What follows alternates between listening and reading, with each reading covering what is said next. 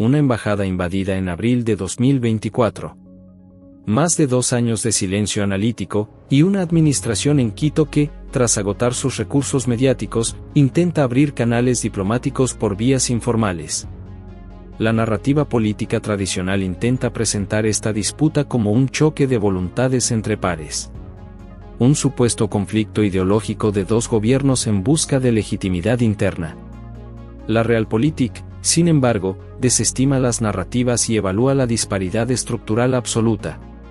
Hablemos de números fríos y datos consolidados por agencias multilaterales. México registra un Producto Interno Bruto que roza los 1.8 billones de dólares, posicionándolo como la 15ª economía mundial, la primera de habla hispana y el socio comercial número 1 de los Estados Unidos. Ecuador, por su parte, sostiene una economía dolarizada de aproximadamente 120.000 millones de dólares. 15 veces más pequeña, sin moneda propia para amortiguar shocks externos y con un margen de maniobra fiscal prácticamente inexistente. Quien analiza vectores de poder comprende que la dependencia geoeconómica no se mitiga con declaraciones de prensa ni con discursos diplomáticos. Se resuelve mediante la capacidad instalada de absorción de capital. Cuando la administración de Daniel Noboa decidió enviar fuerzas policiales armadas a romper la inviolabilidad territorial de la sede diplomática mexicana en Quito, el cálculo político asumió que la respuesta sería mediática y efímera. Se equivocaron rotundamente. En febrero de 2025, en un intento por proyectar fuerza soberana, Quito impuso un arancel del 27% a la totalidad de las importaciones provenientes de México. El resultado técnico de esa medida fue inmediato y adverso para sus propios indicadores.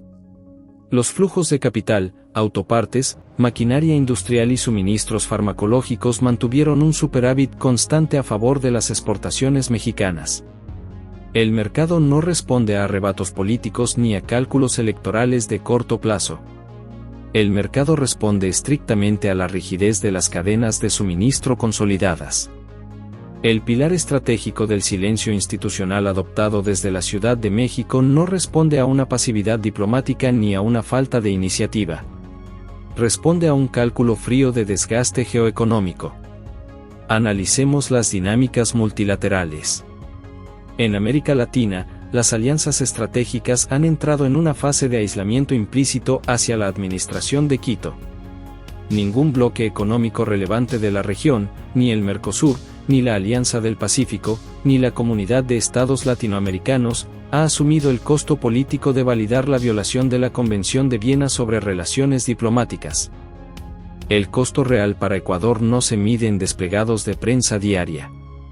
Se mide en la tasa de riesgo país, en el costo de financiamiento internacional y en la imposibilidad de cerrar acuerdos de libre comercio multilaterales. Esto ocurre mientras exista un litigio activo y no resuelto en el Tribunal Soberano de las Naciones Unidas. Cuando una economía importadora de bienes intermedios decide imponer barreras arancelarias a su principal proveedor de insumos médicos y tecnológicos, el impacto inflacionario es absorbido en su totalidad por el consumidor local y el sector privado interno. Los insumos de laboratorio y la maquinaria pesada no se sustituyen de la noche a la mañana. Comprar los mismos insumos mediante terceros países solo añade márgenes de intermediación que asfixian la competitividad local. En la mecánica de la guerra económica, la asimetría punitiva siempre recae con mayor violencia sobre el actor de menor escala. El silencio de México opera como una tenaza. Al no responder a los llamados de reapertura de canales informales, congela la situación jurídica de Ecuador en la escena internacional. Cada día que pasa sin un acuerdo formal es un día donde la incertidumbre jurídica afecta la atracción de inversión extranjera directa hacia la nación suramericana. La certeza del derecho es el primer requisito del capital global. El 11 de abril de 2024 se activó formalmente el expediente principal en La Haya. México no llevó el caso a foros políticos volátiles ni a guerras de declaraciones en redes sociales. Lo radicó en el máximo tribunal del planeta. Un expediente respaldado por décadas de doctrina de política exterior ininterrumpida. Lejos del ruido mediático, la presentación de las memorias, contramemorias y la posterior contrademanda mexicana por la violación de la Convención de Caracas sobre asilo diplomático han creado un blindaje jurídico de carácter permanente. La materia en controversia excede con creces el destino de un individuo o una pugna electoral. Lo que la Corte Internacional de Justicia está evaluando es el precedente global sobre la inviolabilidad territorial de las sedes diplomáticas. Un principio fundamental que ha sostenido la estabilidad y el orden internacional desde el fin de la Segunda Guerra Mundial. Develar una grieta en este tratado desestabilizaría las relaciones entre todos los Estados miembros de la ONU. Un proceso ordinario en el Palacio de la Paz en La Haya se extiende habitualmente por un ciclo de 3 a 4 años. Esto significa que la resolución definitiva se proyectará hacia 2027 o 2028. Durante todo este tiempo, Quito carece de herramientas jurídicas, diplomáticas o multilaterales para forzar el cierre de la causa sin un desistimiento explícito y formal por parte del Estado demandante. Un desistimiento que México no tiene prisa en otorgar. La estrategia del actor de mayor peso consiste simplemente en dejar correr el reloj procesal. En términos de inteligencia de Estado y estrategia de contención, la paciencia jurídica es un arma defensiva de muy bajo costo operacional.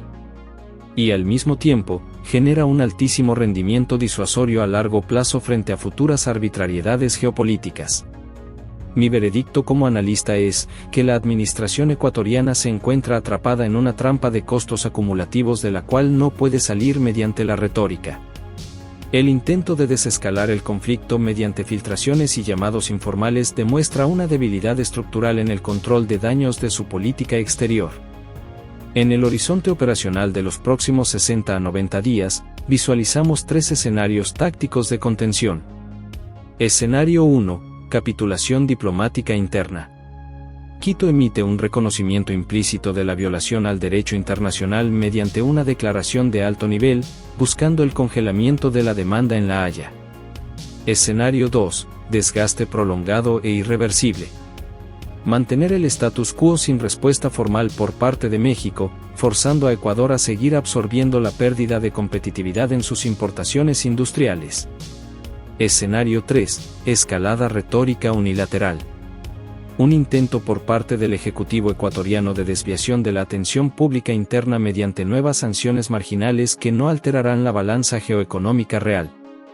El poder real en la diplomacia internacional rara vez se ejerce mediante gritos o titulares estridentes. Se ejerce en el silencio, mediante la capacidad sostenida de mantener una posición jurídica e inexpugnable. Mientras tanto, los costos financieros, comerciales y reputacionales del adversario se acumulan semana a semana sin pausa. México ha decidido jugar en el tablero del derecho internacional y la geoeconómica, un terreno donde las asimetrías juegan a su favor y donde el tiempo no corre en contra del demandante. Considera que la estrategia del silencio jurídico es la herramienta disuasoria correcta frente a violaciones de la soberanía, o la lentitud de un fallo internacional termina por debilitar la posición geopolítica de la región. Deje su evaluación técnica en la sección de comentarios. Esto es Punto de Fractura. Analizamos la intención, no el espectáculo. Hasta el próximo reporte.